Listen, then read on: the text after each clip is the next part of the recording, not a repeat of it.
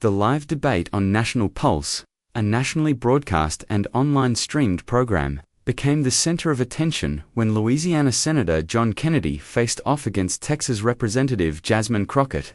Originally intended as a discussion on the current administration's controversial policies, the exchange quickly devolved into a political battlefield.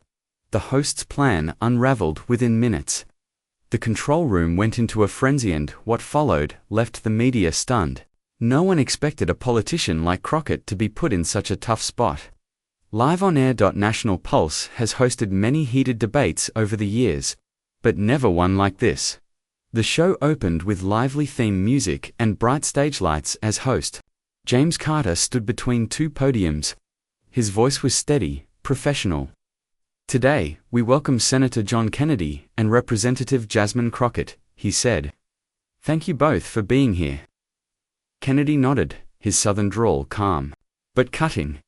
"Glad to be here, James. Let's get to it." Across from him, Crockett stood tall, her smile confident yet defiant. "I'm here to speak the truth, not to put on a show," she replied, her voice slicing through the tension. Audiences across America leaned in. James Carter began. "Let's start with the recent Supreme Court ruling on Gabriel Lopez, a controversial immigration case. Many legal experts argue that the right to a fair trial is fundamental. Senator Kennedy, do you think the court overstepped its authority?" Kennedy didn't flinch. "James, if the Supreme Court wants to do the job of Border Patrol, they should be ready to face the consequences. This isn't about a fair trial, it's judicial activism in disguise." Crockett raised an eyebrow, her tone sharp. "Are you saying the highest court in the land doesn't have the authority to rule on immigration? Senator, you're undermining the law." Kennedy shot back, calm but biting. "I'm saying judges don't run foreign policy. The people, through their elected leaders, do that. But this administration has turned that process into a joke." The temperature in the studio rose. The control room tracked every second. James Carter pressed on. "Gabriel Lopez was previously deported, then allowed to return. Senator, do you consider him a threat?" Kennedy leaned forward, his gaze cold, his words deliberate. "Let's be clear. This man is accused of ties to the Black Vipers and that's not a church choir, Jasmine. It's a cold-blooded criminal organization. The American people deserve protection. Allowing someone like that back into the country is reckless, plain and simple." Crockett cut in, her voice like honed steel. "But the court ruled that the initial deportation lacked legal grounds. You can't ignore the law for political points." Kennedy smiled, but there was no warmth in it. "Then maybe it's time we redefine what illegal means. Someone crosses the border, joins a gang, gets caught red-handed. Isn't that enough legal grounds?" James tried to pivot. "Let's move to tariffs," he suggested.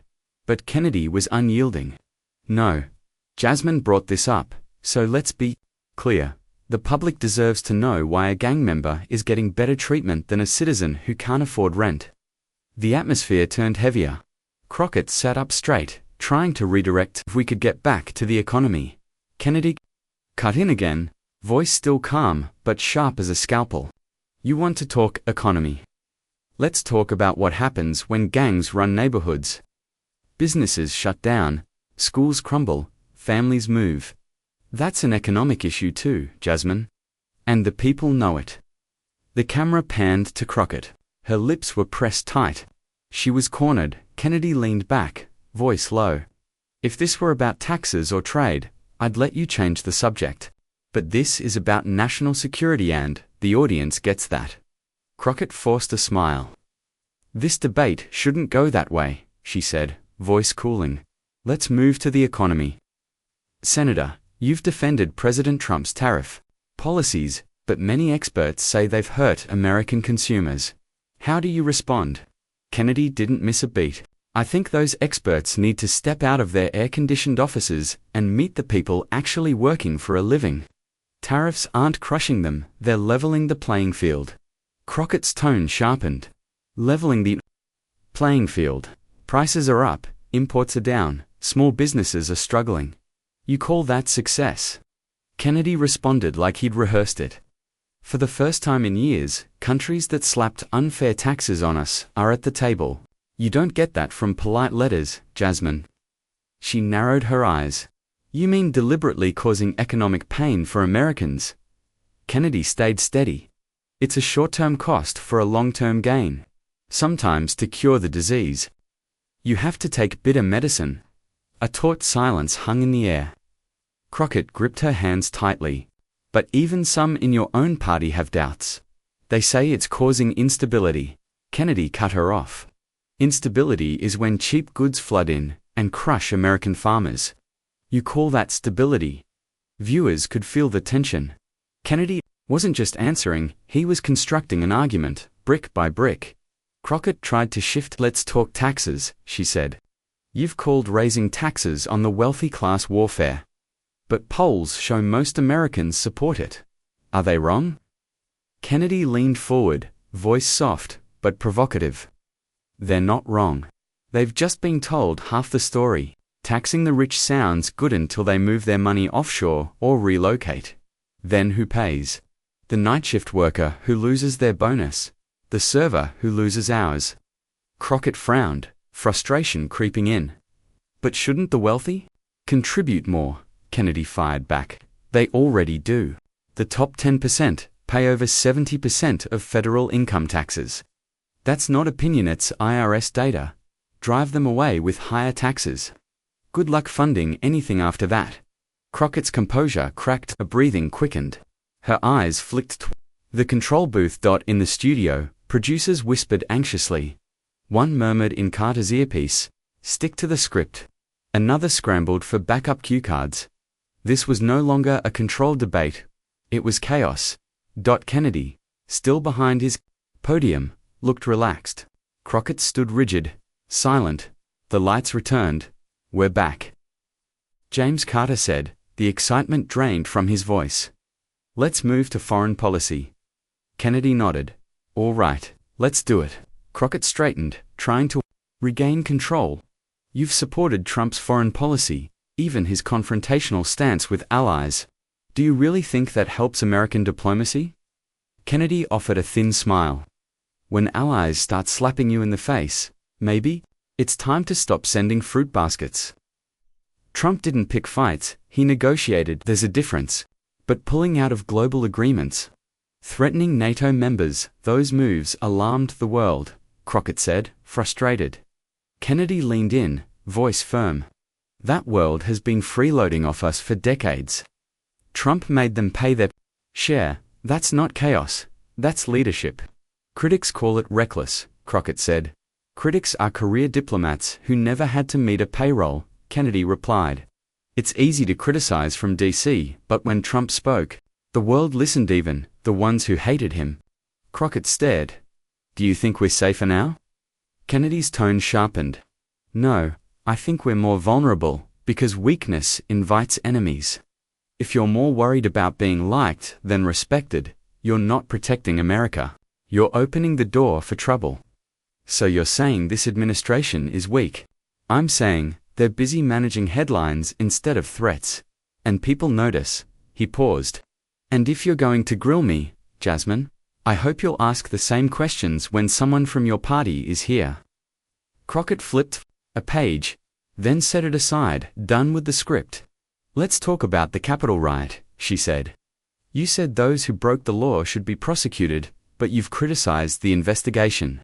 Why? Kennedy exhaled. Because it's no longer about accountability, it's a performance. Yes, prosecute the violent ones. But dragging this out for media points. We're watching two different movies. So you don't think Congress should investigate? They should, and they failed. They turned a serious moment into a circus. Meanwhile, folks are worried if they can afford groceries next week. You're dodging, Crockett said, her voice shaking. Are you defending Trump's actions that day? I'm defending the truth, Kennedy replied. And if you still think mainstream media gives you that truth, you haven't been paying attention. Crockett opened her mouth, but said nothing. Kennedy leaned back. Still want to talk about infrastructure? By now, social media had erupted. Clips of Kennedy's comments spread like wildfire. His remarks on gangs, tariffs, and media bias were spliced, shared, dissected. Viewers weren't just watching, they were taking sides. On stage, Crockett stood motionless. The lights above cast long shadows. "We're going to talk about infrastructure now," she said finally. "Why did you oppose the bipartisan infrastructure bill?" Kennedy looked at her. "No arrogance, just weariness. Because if you shake that bill, Jasmine, waste falls out like confetti." Crockett didn't blink. The bill had support from both parties. "And both parties spend money like it isn't theirs," Kennedy replied. "Roads, sure, broadband, fine, but museum renovations, bike paths in rich zip codes, studying shrimp on a treadmill, that's waste." Crockett raised an eyebrow. "That's not a fair description." "It's an accurate one," Kennedy said. "They hide a few good things under a pile of nonsense. Then, they call it progress and applaud themselves with your money." Crockett opened her mouth to respond, but the battle was already raging. And the country was watching. But Kennedy didn't stop speaking. His voice now carried a tightly controlled anger. "And if you want to know why Americans have lost trust, this is why. They're promised their roads will be fixed. 2 years later, the potholes are still there. But someone's brother-in-law just got a 6-figure consulting deal." The air thickened. His words hung in the studio like a blade left unsheathed. Crockett cleared her throat, trying to regain the rhythm. "Are you saying the entire bill is corrupt?" Kennedy tilted his head, then turned to face the camera as if speaking directly to the people at home. "I'm saying that bill was written under the assumption no one was paying attention, but Americans are watching now. And this time, ribbon-cutting ceremonies won't be enough to fool them." Crockett straightened. "The White House says this bill will create thousands of jobs." Kennedy nodded. "It will, but not all jobs are equal. Digging a ditch just to fill it back in isn't progress.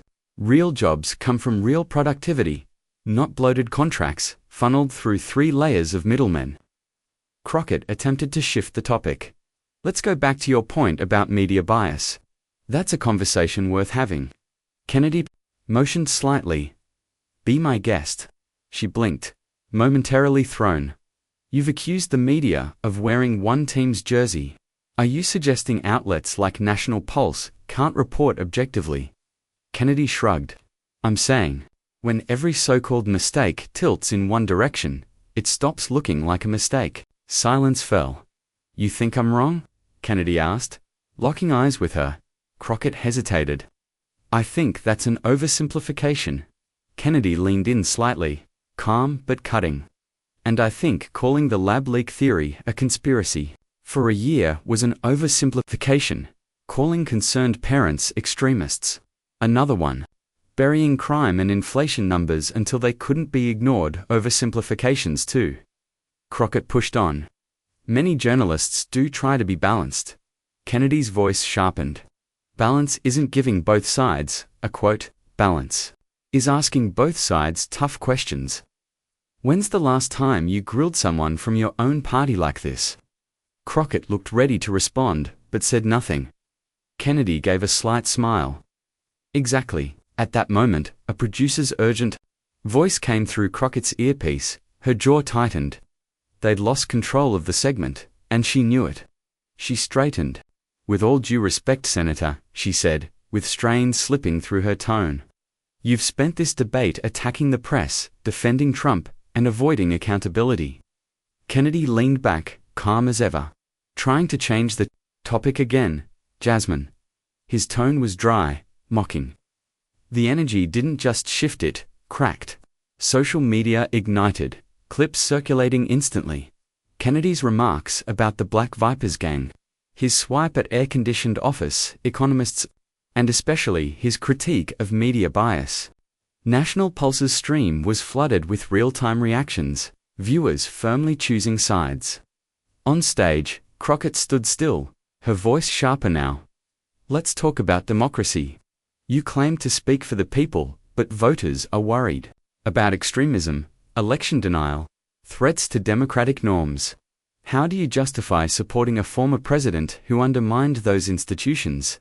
Kennedy's expression stayed even. but his voice grew more pointed. Let me explain something. Jasmine, the real threat to democracy isn't a tweet, it's unelected bureaucrats making decisions behind closed doors. It's agencies ignoring congressional oversight. It's a press corps that interrogates one party and applauds the other. Crockett interrupted. That's not how it works. Kennedy replied, no, it's not how it should work. But look around. When a conservative speaks, they're called dangerous. When a liberal speaks, they're called courageous. That's not debate, it's branding. The control room fell completely silent. The sound technician hovered near the mute button, not for technical reasons, but out of nervous caution. Crockett pressed harder. So every indictment, every investigation into Trump, you're saying they're all just political? Kennedy answered evenly. No, I'm saying you can investigate someone without making it a circus. And you can report the facts without weaponizing every headline. Crockett countered, her tone cutting. Some would say this entire debate is a circus. Kennedy shot back, then asked them who set up the tent. The line landed. Lips tightened. Let's talk about civility. Do you think this tone, these constant jabs, help the country? Kennedy looked at her. I think telling the truth, even when it's uncomfortable, is the only way forward. Crockett replied coolly. And who decides what's truly? Kennedy shook his head. No, the American people do, but they need to hear both sides. Most of the time, they don't. He leaned back, letting the silence stretch. Crockett didn't check her notes. She didn't need to. If you think the system is this broken, she asked, voice low, why stay? Why not walk away from Washington? And all this media theater? Kennedy looked her straight in the eyes. Because I love this country more than I hate the circus. Because there are still people out there with common sense and they deserve someone fighting for them. Crockett paused. Then she said, what? No one expected. Maybe I shouldn't be standing here anymore. Kennedy lifted a brow. You saying you're done? She didn't answer. She glanced toward the camera crew. For a moment, no one knew if the debate would continue. Then she stood up. Sharp, composed but charged with emotion. Kennedy raised an eyebrow, almost amused. You walking off? She didn't reply. She walked off the stage. A producer stepped forward to intercept her, but she raised a hand on. No one said a word. The cameras kept rolling. In the control room, a voice crackled. Switch to camera B, keep the audio live. Kennedy turned toward the new angle. Not smug, not gloating, just steady. Well, he said to the lens, looks like the truth got too heavy for live TV. The internet erupted. Clips flooded feeds. Hashtag Crockett walks out. Hashtag Kennedy wins. Hashtag National Pulse debate. Backstage, Crockett paced. A veteran producer tried to persuade her, take a breath, come back out. We'll pivot Ukraine, education, anything. She shook her head. He hijacked the whole segment. In the control room, someone whispered, we're still live. Kennedy's solo run stage. Kennedy leaned toward the camera. Folks, I didn't come here for a performance. I came to tell the truth. And sometimes the truth doesn't fit the script. He glanced toward Crockett's exit. I hope she comes back. We're not done. 2 minutes passed. Then her heels echoed again across the floor. Crockett returned, composed, but changed. She didn't apologize, didn't explain. She stepped to her podium, looked him in the eye. All right, Senator, she said. Let's talk about your version of the truth. Kennedy smiled slightly. Happy to. Crockett came in sharp. You've made claims about immigration. Taxis, crime fact-checkers say don't hold up. Why repeat what doesn't match reality? Kennedy smirked faintly. You mean the folks behind desks who've been checking only one side since 2016? They check facts, not teams. Kennedy shook his head. No, they check politics, not facts. It wasn't loud, but it echoed louder than anything else. Crockett leaned in. What do you say to those who think this whole thing, this back and forth is just political theater? Kennedy didn't hesitate. I say, look around. Who walked out? Who's answering? And who's avoiding? Crockett faltered. The jab hit. She quickly regained composure. Senator Kennedy, she asked. More measured now. You claim the media picks sides. But haven't you made a name by provoking outrage? Isn't that easier than actually leading? Kennedy replied. Without pause, you call it provocation. I call it plain speech. And sure, I don't sound like a white paper, but I show up. I speak my mind. Crockett's tone sharpened. But at what cost? You dismiss investigations, mock institutions, undermine trust. Doesn't that worry you? Kennedy answered. Slowly. Trust isn't eroded by sharp words. It's eroded when people are lied to him. No one tells them the truth. Want to know why people feel hopeless? Look around. The country changes, and they're told they're crazy for noticing. The words cut deep. He let them hang in the air. People aren't tired because of what I say. They're tired because no one listens. Crockett came back in. And you think Trump fixed that? Kennedy shook his head. No, but he exposed it. He pulled back the curtain, and that mattered. Another long pause. Crockett stood tall. Do you really believe you understand what everyday Americans are going through? Kennedy's voice softened, but didn't lose its edge. I grew up in a house with no air conditioning. My mum patched shirts instead of buying new ones. My dad worked 2 jobs and never complained. So yay, no struggle. And I know most people writing laws today don't. Silence again. The control room didn't cut away. No music played. No commercials interrupted. Kennedy leaned in. Jasmine, the people you call extreme, angry, or fringe. They're just exhausted, tired of being blamed, tired of being ignored, tired of being told their values are outdated. The room was still. Even the host stayed silent. Kennedy's final words weren't loud, but they hit hard. They're not the problem. They're the warning.